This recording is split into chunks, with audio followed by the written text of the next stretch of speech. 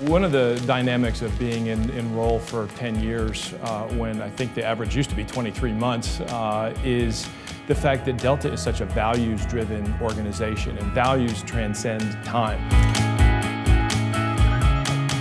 I am Tim Mapes. I'm the Senior Vice President and Chief Marketing Officer of Delta Airlines. Marketing's role within Delta is really seen to be everybody's role. I have the opportunity to serve as Chief Marketing Officer, but 85,000 people are all brand ambassadors. 85,000 members of the company are selling, they're promoting, they're providing a brand experience in what they do each day.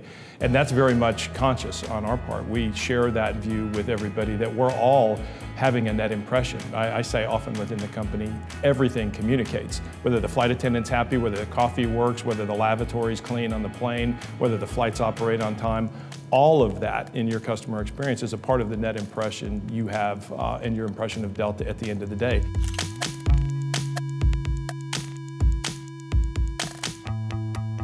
When you carry 185 million passengers a year, and we know where you're going, when you're going, whether you're a Sky Club member, whether you have the American Express co-branded credit card, so all of that data is resident in Delta. Taking that and knitting it together horizontally is not just so that we in the loyalty program can know that you as a Diamond Flyer prefer to sit on an aisle seat and like gin and tonics, but also that the last 3 flights you took had your bag misdirected. So we're able to say up or down, what type of experience are we delivering?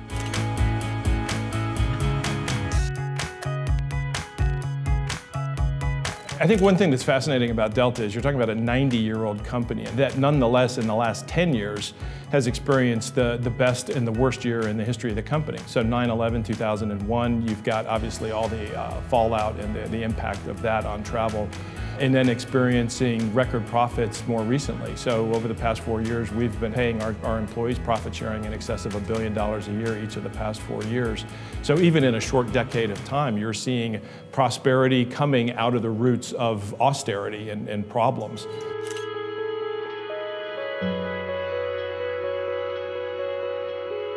So I grew up watching really 2 programs that I can consciously recall. One was Mr. Rogers. People think about puppets and silliness and kind of milquetoast Mr. Rogers, bless his heart.